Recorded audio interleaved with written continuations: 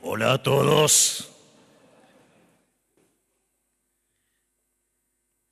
Bienvenidos a uno de los primeros pasos para cambiar la historia. Historia que quisieron prostituir cambiando los nombres y ensuciando a los grandes héroes de esta patria.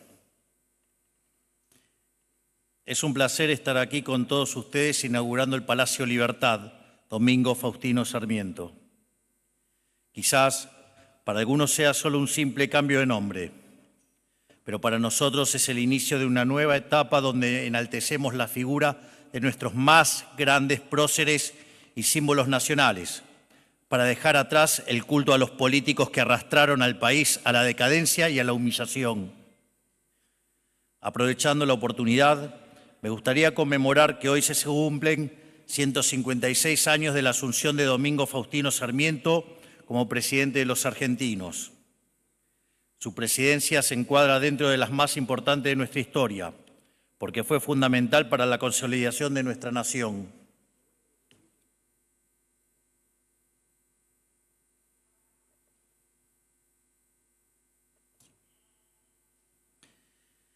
Sarmiento tomó un país con una tasa de analfabetismo del 90%. Construyó 1.800 escuelas y cuadruplicó la población escolar. Y producto de tanto de su propuesta educativa como del progreso económico que aquella generación liberal aseguró, algunas décadas después, la Argentina se convirtió en el primer pueblo de la historia humana en erradicar el analfabetismo. O sea, literalmente hicimos civilización de la barbarie. Casi que les diría que, sin lugar a dudas, fue el primer gran pensador que desarrolló la teoría del capital humano, que tanto los liberales, por ejemplo, como el profe Espert, tanto admiramos a Gary Becker, que fue quien lo plasmó en el análisis microeconómico. Pero a pesar del importante rol que supo ocupar Sarmiento en nuestra historia, hoy quienes se atrevieron a cuestionarlos después de muerto, pretendiendo instalar un absurdo revisionismo histórico sobre su figura y sobre su presencia, rechazando su enorme legado, tal como quisieron hacerlo con Roca y muchos otros próceres de esa generación. Los mismos que llevaron a cabo el intento de demonización contra el padre del aula son los que ahora pretenden rasgarse las vestiduras por la educación y toman a los alumnos de rehenes en sus desesperados intentos por mantener sus privilegios. Y también estos mismos quienes promovieron el modelo cultural, social y económico que atrasó a la Argentina al desastre durante las últimas décadas. Solo para ponerlo en datos, para que vean el desastre que han causado, contaminando de socialismo todo lo que tocan. En función de las pruebas Aprender del 2023, hoy sabemos que de los chicos del primario, cerca del 40% tiene un mal desempeño en lengua y cerca del 50% un mal desempeño en matemática. En lo que tiene que ver con el secundario, de los que transitan el secundario, 8 de 10 tienen problemas de lectocomprensión, no entienden lo que leen. Y de los que terminan, 4 no logran entender un texto. Consecuentemente, si a eso le sumamos los problemas que tenemos en términos de alimentación y pobreza, a punto tal que han hecho de que 7 de cada 10 chicos de 0 a 14 años sean pobres, están poniendo muy mal el foco sobre el final de la carrera educativa, cuando tenemos problemas de formación de capital humano básico porque los chicos no comen y al mismo tiempo, después no pueden estudiar. Sin embargo, siguen intentando, con el mismo modelo que fracasó hace más de 100 años, algo con lo que nosotros vinimos a ponerle fin y poner de pie de nuevo a la nación. Durante toda la campaña me han escuchado decir que preferimos decir una verdad incómoda que una mentira confortable. La verdad incómoda de la educación argentina es que la Universidad Pública Nacional hoy no le sirve a nadie más que a los hijos de la clase alta y los ricos y la clase media alta. En un país donde la gran mayoría de los niños son pobres y no saben leer, escribir ni realizar una operación matemática básica, el mito de la universidad gratuita se convierte en un subsidio de los pobres hacia los ricos, cuyos hijos son los únicos que llegan a la universidad con los recursos, la cultura y el tiempo como para poder estudiar. La universidad ha dejado de ser una herramienta de movilidad social para convertirse en un obstáculo para la misma. Si los que defienden las universidades verdaderamente creyeran en la movilidad social, tomarían el ejemplo de Sarmiento y en vez de defender una universidad para ricos, defenderían una educación inicial de calidad para todos.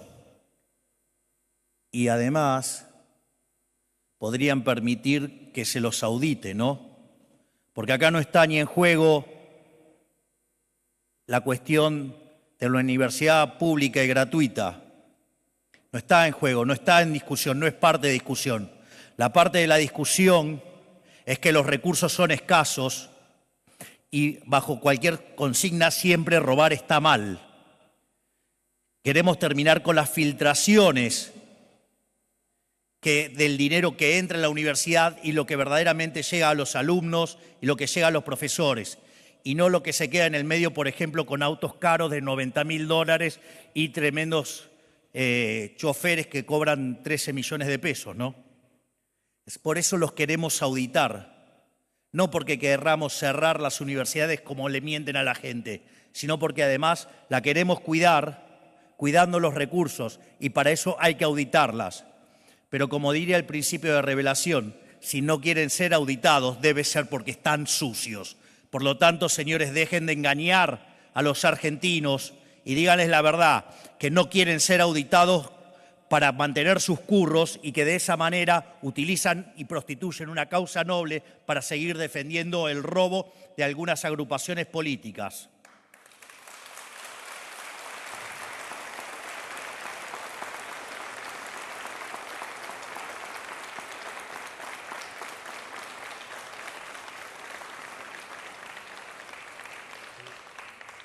Por lo tanto, cuando terminemos con estos ladrones, delincuentes y mentirosos, ahí vamos a estar nuevamente frente a la verdadera movilidad social ascendente. Pero la realidad es que no les interesa la movilidad social ni la educación. Les interesan solamente sus cajas para mantener sus privilegios mientras enarbola banderas nobles que le permiten expiar sus culpas. Bueno, a nosotros sí nos interesa el progreso. De hecho, varias veces he mencionado que como economista yo he decidido especializarme sobre crecimiento económico. Digamos, el primer modelo formal, por decirlo de alguna manera, y testeado, digo al margen de que Adam Smith había desarrollado un modelo y distintos autores, pero quien lo plasma formalmente un modelo fue Robert Solow, en el año 56, y lo testeó en el 57, y el modelo solamente explicaba el 15% de crecimiento. Entonces, desde la Universidad de Chicago, George Stigler, ¿sí?, que era el jefe del Departamento de Economía, le dijo, el problema es que el modelo no mapea porque omite el capital humano. Y ahí salieron dos líneas de análisis de capital humano. Por un lado, la línea macroeconómica, que fue liderada por Hirofumi Usawa, quien fuera el tutor de tesis de uno de los más grandes economistas de la historia argentina, que se llamó Miguel Sidrowski, y que además también fue el que guió a Robert Lucas Jr., quien ganó justamente el Premio Nobel de Economía en el año 87. Y por otro lado, la línea de capital humano a nivel microeconómico, que fue lo que desarrolló Gary Becker. Ese debate,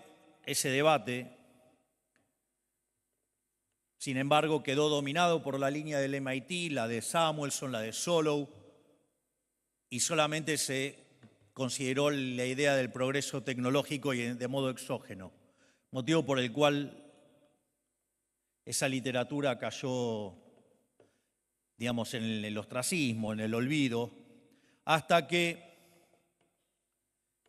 ya a fines de los años 70, Robert Lucas Jr. empezó a plantearse que la verdadera pregunta en economía era el crecimiento económico, digamos, y retoma el legado de Adam Smith y tratar de explicar el crecimiento económico.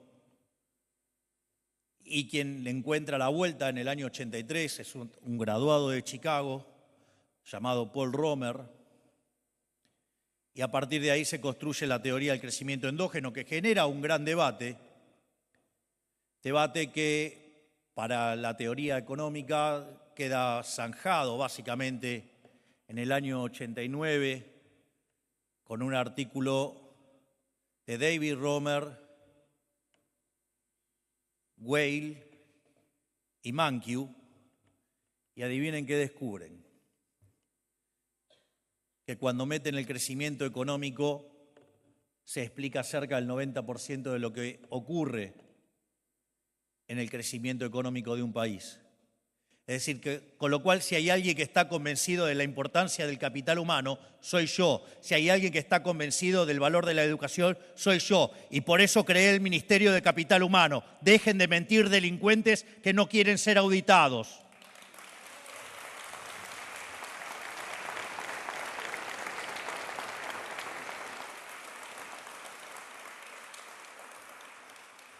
Por eso hoy, 156 años después de la asunción presidencial, quiero ratificar que Sarmiento sigue siendo uno de nuestras grandes guías junto, mal que les pese, a Julio Argentino Roca, a Urquiza, a Mitre, a Avellaneda, a Pellegrini y sobre todo a Juan Bautista Alberdi. Porque tenemos la titánica tarea de volver a sentar las bases para el desarrollo económico, social y cultural de la nación, tal como lo hizo aquella generación de patriotas, que no son otra cosa que las bases para el ejercicio pleno de la libertad de cada uno de los argentinos. Esa es la única manera de honrar a nuestros próceres, con una obra a la altura de la suya, que coloque al país en la senda de la prosperidad nuevamente, y no vamos a parar hasta lograrlo. Y aquellos que quieran atentar contra las ideas de la libertad, que son sin duda las ideas del progreso, les recuerdo lo que decía Sarmiento cuando fue obligado a exiliarse por la intolerancia y la proscripción de la tiranía rosista. Las ideas no se matan.